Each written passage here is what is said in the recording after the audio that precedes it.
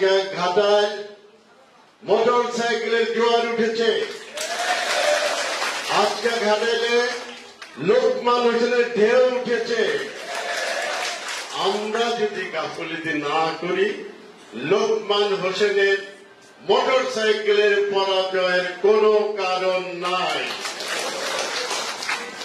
আপনারা তো তৎপর থাকবেন তো? বিপি শহীদ আমাকে ব্যাক কথাই কয়ে দিয়েছে। উনি যে কথাগুলি বলেছে এটি হচ্ছে আসল কথা। তারপরেও আমি যে একটি কথা যুক্ত করতে চাই, আমার তো হারার কথা ছিল না, তাই না? কারণ আমার হিসাবে ঘাটাইল আমার 1.5 লক্ষ ভোট আছে। এটা গোয়েন্দা হিসাব, নানান হিসাব। আমি তো প্রায় 22 বছর ধরে ঘাটালে মাঠে আছি, 22 বছর।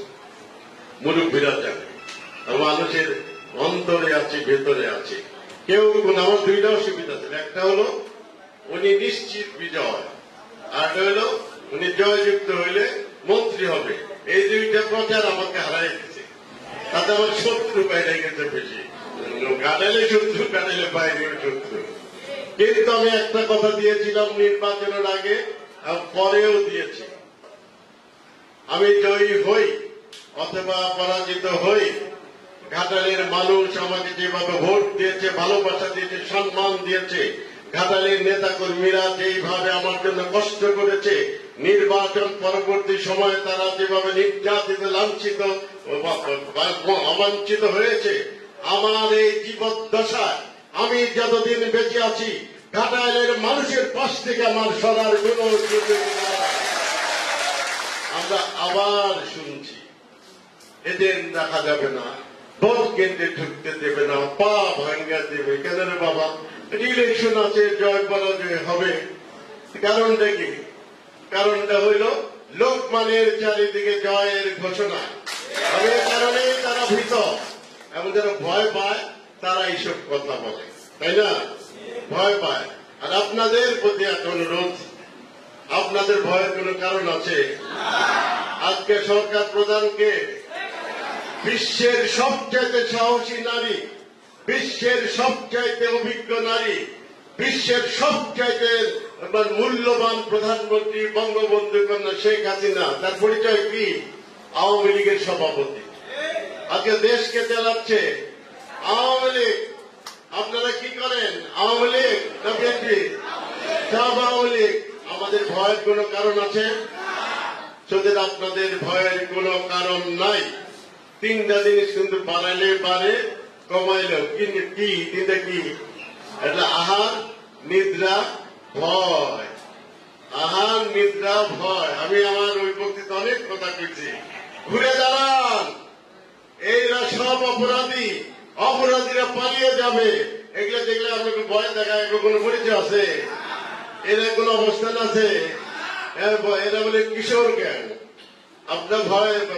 আমার নির্বাচনের পরে আমি আপনাদের বলেছিলাম যারা পরাজিত হয়েছে তারা সব ঢাকায় জামিন দেয়নি। আমি ছিলাম না, চলে গেছিলাম। আমি ছিলাম মাত্র 3 দিনের মাথায় ঘাটায় ঠান্ডা করে দিয়েছিলাম। সেই মনে আছে আপনাদের ইতিহাস? আমার এসপি আমার বাসায় ছিল, ওসি আমার বাসায় ছিল, আমাদের কর্মীরা ওখানে বেঁচে আমার বাসা রেকর্ড করছে মামলা। ঘাটাল ইতিহাসে এত মামলা কোনদিন রেকর্ড হয় না। আমার নির্বাচন ওটা কোন সিস্টেমের নির্বাচন হয় নাই। এবার আমরা লোকনামে নির্বাচন সিস্টেমের মধ্যে করাতে, নির্বাচন পরিচালনা কমিটি ছিল না আমার। যাই, সে দুঃখের কথা। আমার শেষ একটা ভরসা ছিল যে আমার এই ভালো মানুষ বিগত 5-7 বছর ধরে ঘাটালের মানুষের পাশে আছে, ত্রাণ দিয়েও আছে, চিকিৎসা দিয়েও আছে, বিনামূল্যে চিকিৎসা দিয়েও আছে, এবং কি সে কৃষকের হাতে সার বীজ দিয়ে আছে। এবং আমি বিশ্বাস করি লোকমান জয়যুক্ত হলে সে গরিবের হক মারবে না। মনে করেন আজকে ঘাটালের এই জিনিসটা আমরা পরিষ্কার করে রাখবেন। ঘাটালের দায়িত্ব কিন্তু সকল দায়িত্ব কিন্তু উপজেলা প্রশাসনের। এমপি সাহেবদের কাজ হচ্ছে সংসদে তারা নীতি নির্ধারণে ভূমিকা রাখবে, আর তাদের জন্য আলাদা বাজেট আছে, তারা এলাকার উন্নয়ন করবে। কিন্তু জেলা উপজেলা প্রশাসন উপজেলা পরিচালনা করে, সেই উপজেলা প্রশাসনের প্রধান ব্যক্তি হচ্ছে উপজেলা চেয়ারম্যান, যার অধীনে থাকবে ওসি, ইউনো, সমস্ত সরকারি কর্মকর্তারা। এবং সেইখানে লোকমানের মতো শিক্ষিত, যোগ্য, অভিজ্ঞ লোক প্রয়োজন, অন্য কাজে প্রয়োজন। সেই কারণে তাহলে কম করে কেন ঘটনা কি? হ্যাঁ, ওখানে কি ভাল লাগতেছে না কথা? সোজা করে কথা কেটেছে। শোনেন শোনেন, আমি তো ডাক্তার, বড় ডাক্তার ছিলাম দেশে। তালি দিলে না শরীর ভালো থাকে। কেমনে ভালো থাকে? কেমনে ভালো থাকে? তালি দিলে আপনার শরীর রক্ত চলাচল ভালো হয়। তারপর নার্ভাস সিস্টেম, এবং সবাই চেনে নার্ভাস সিস্টেম, স্নায়ু, ওইটা ছাকি মেরে ওঠে, হার্টটা থাকে মেরে। যত বেশি তালি মারবে দেশের আমি সুস্থ থাকবে। আর এটা জোরে তালি মারলে তো লোক মেরার জন্য। যাই হোক, আমার ব্যর্থতা ওইখানে যে আমার এজেন্টদেরকে আমি রক্ষা করতে পারি। এটা আমার দায়িত্ব ছিল না, নির্বাচন পরিচালনা কমিটি। আপনাদের হাতায় কিন্তু লোকমানের জয় করা যায়। আমরা আশা করতে পারি আপনারা লোকমানকে হারাবেন না। হ্যাঁ, এবং স্টিং সাহেবের দায়িত্ব আমাদের নেতা হন, আমাদের নিয়ম নেতা। তার দায়িত্ব হচ্ছে বাইরে লোক রাখা, এবং আপনারা ভেতরে খাবার পৌঁছে দেওয়া হবে। আপনাদের সকাল 8টা থেকে 7:30 থেকে ফলাফল গণনা হওয়া পর্যন্ত কিন্তু আপনারা বেরোবেন না। আপনারা যদি একজন কোন টয়লেটের জন্য বেরোন, আরেকজনে রেখে আসবেন, এবং আপনাদের খাবারের জন্য খাবার আপনাদের ভেতরে পৌঁছে দেওয়া হবে। মনে থাকবে? সে কারণে আমাদের জন্য একটা লড়াইটা চলছে ঘাটাইলে প্রায় 30 বছর ধরে। লড়াইটা হচ্ছে এই, আমরা যারা ঘাটাইলে আসি, আমাদের বাড়ি তো ঘাটাইল, তাই না? আমার বাড়ি ঘাটাইল, লোকমানের বাড়ি ঘাটাইল, সবারই বাড়ি ঘাটাইল। ঘাটাইল তো আমাদের সকলে, আমাদের সন্তান আছে, তাদের সুন্দর ভবিষ্যৎ। আমরা আসি, ঘাটাইল সুন্দর থাকুক, ঘাটাইলের পরিবেশ সুন্দর হোক, ঘাটাইলের বেশিরভাগ মানুষ কিন্তু শান্তিপ্রিয়, ঘাটাইলের মানুষ শান্তিতে থাকুক, আমাদের ছেলে মেয়েদের সুন্দর ভবিষ্যৎ করার সুযোগ থাকুক, স্বাস্থ্য ব্যবস্থা উন্নতি হোক, শিক্ষা ব্যবস্থা সুন্দর হোক, এবং এই জিনিসগুলোর জন্যই আমরা ঘাটাইলে এসেছি। এবং আমাদের এটা দায়িত্ব। আল্লাহ তাআলা আমাদের অনেক সুযোগ দিয়েছেন, অনেক সম্মান দিয়েছেন, তারপরেও আমরা পড়ে থাকি সবাই মিলে ঘাটাইলকে কিভাবে উন্নত করা যায়। সে কারণে আমার মনে হয় যে আমাদের একটা সৎ ইচ্ছা নিয়ে আমি ঘাটাইলের মানুষের পাশে দাঁড়াতে কথা দিয়েছি, যতদিন বেঁচে থাকবো আমি ঘাটাইলের মানুষের পাশে থাকবো। এবং সে কারণে আমি আছি। আপনারা দয়া করে নিজেদের ভালো চান। অনেক মানুষ আছে নিজেদের ভালো চায় না, নিজেদের খালি পকেটের ভালো চায়। আমি এটাই পকেটের ভালো চাই, ঘাটাইলকে সর্বনাশ করে ফেলেছে। এই যাতে আপনারা বুঝছেন যে দুইটা প্রচার আমাদের হারাই দিতে।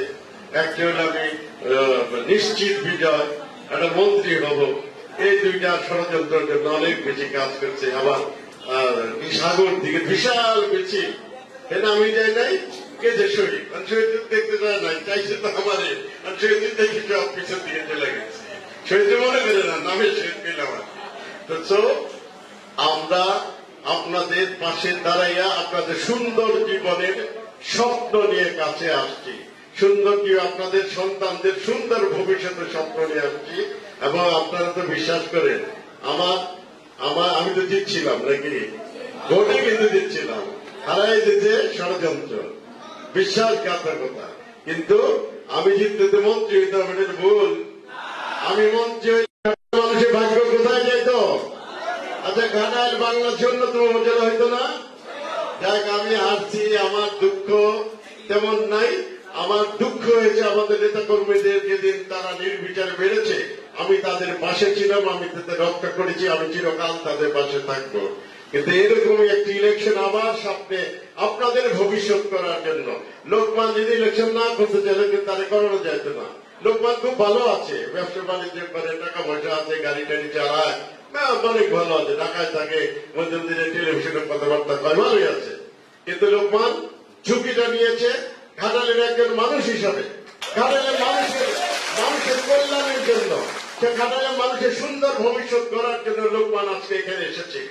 এবং উপজেলা পরিষদ সম্পর্কে যেটা বলছিলাম, উপজেলা পরিষদে আপনাদের ভাগ্য নিয়ন্ত্রণ করে কোন এমপি না, দেখেন এই ঘাটালের জন্য না, কোথাও না, এমপিরা সংসদে কথা বলবে। সে কারণে লোকপালের মতো যোগ্য একজন প্রার্থী যদি ঘাটাল উপজেলা প্রশাসনের চেয়ারম্যান বানাতে চাই, তাহলে প্রশাসন সঠিকভাবে আপনাদের পাশে থাকবে।